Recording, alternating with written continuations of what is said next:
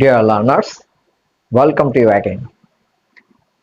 এখন যে ক্লাসটা করাতে যাচ্ছি সেটা নিশ্চয় হোয়াইট বোর্ড থেকে বুঝতে পারছো আর্টিকেলের উপর বেস করে।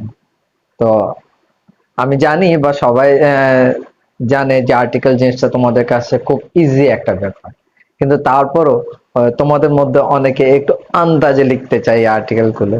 তো আন্দাজে লিখার তো কোনো কারণ নেই বা তেমন কোনো প্রয়োজন নেই। মুষ্টিমেয় কয়েকটা রুলস যদি তুমি জানো, মনে রাখতে পারো, এই আর্টিকেল গুলো পুরোপুরি শুদ্ধ হতে পারে। তো এখন আমি রুল না, অর্থাৎ এক্সারসাইজের মাধ্যমে রুলকে ব্যবহার করে সেটাকে আরো ইজি করে দেওয়ার চেষ্টা করছি। দেখ, use a and the cross, অর্থাৎ যেখানে যেটা প্রয়োজন হবে সেটাই তুমি বসাতে পারো, হয় এ নতবা এন নতবা দা নতবা cross. Once upon a time, এক সময়, there was dash king called Midas, Midas নামে একজন রাজা ছিল। এক রাজা ছিল, এক রাজা। তাহলে এর জন্য আমরা এখানে কি বসাতে পারি? একজনের জন্য এ, কিং। এখন দেখো, he is very fond of gold, তিনি সোনা বা স্বর্ণ খুব পছন্দ করতেন। দাও he had dash lot of it, আমরা জানি এ লট অফ অর্থ হচ্ছে প্রচুর পরিমাণে, অর্থাৎ এখানে যদি আমি একটা এ দিই তাহলে এ লট অফ হয় প্রচুর পরিমাণে বা অনেক, অর্থাৎ যদিও তার অনেক ছিল, তাহলে এখানে বিতে কি হবে? এ lot of it. He wanted মোর, তিনি আরো চাইতেন বা আরো চেয়েছিলেন। A voice dash God granted his prayer, একজন বিজ্ঞ বা জ্ঞানী দেবী বা দেবতা, দেবতা, একজন জ্ঞানী দেবতা তার কি প্রার্থনা মঞ্জুর করেছিলেন। তাহলে দেখো, একজন জ্ঞানী দেবতা, তাহলে মাঝখানে আর কিছু প্রয়োজন নেই, সুতরাং এখানে কি হবে? ক্রস।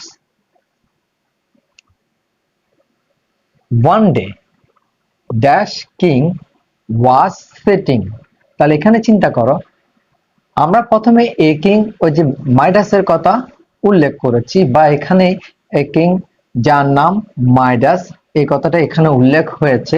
সুতরাং এখানে যখন আবারও তার কথা আসছে, সুতরাং এখানে আর কিং হবে না, এখানে হবে দা কিং। তাহলে এখানে কি হবে?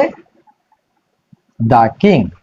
The king was sitting under dash apple tree in his garden, অর্থাৎ একটা আপেল গাছের নিচে বসেছিলেন। তাহলে দেখো, অ্যাপেল, আমরা জানি কি এ ই আই ও ইউ, এই পাঁচটা ভাওয়েল, এই ভাওয়েল দিয়ে যদি কোনো নাউন শুরু হয় তাহলে তার পূর্বে কি বসে?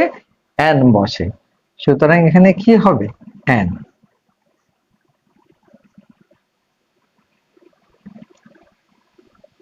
An Apple. এবার দেখো, suddenly dash ripe apple fell beside him, হঠাৎ একটা পাকা আপেল তার পাশে পড়লো। একটা পাকা আপেল, এখানে দেখো রাইপ আপেল আছে, সুতরাং একটার জন্য এখানে কি হবে? এখানে হবে এ।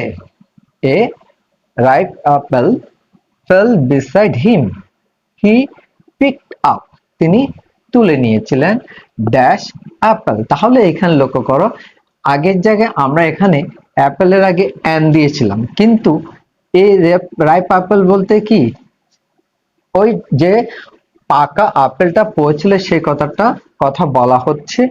হি পিকড আপ দ্য আপেল, অর্থাৎ এই রাইপ আপেলটা যখন আবার এখানে এসেছে, এই রাইপ অ্যাপেলটাকে যখন আবার পুনরায় নির্দেশ করা হচ্ছে, সুতরাং এখানে দ্য আপেল হবে, the Apple. As he touched the apple, তাহলে এখানেও কি হয়ে যাবে? এখানে সে আপেলকে যখন ইঙ্গিত করছে, সুতরাং এখানে হয়ে যাবে the. fell beside him, he picked up the apple as he touched the apple, it turned into gold or in gold. তাহলে কি হলো, যখনই তিনি এই আপেলটা স্পর্শ করলেন বা টাচ করলেন, তখন সেটা কি হলো, স্বর্ণে রূপান্তর হলো বা সোনায় রূপান্তরিত হলো।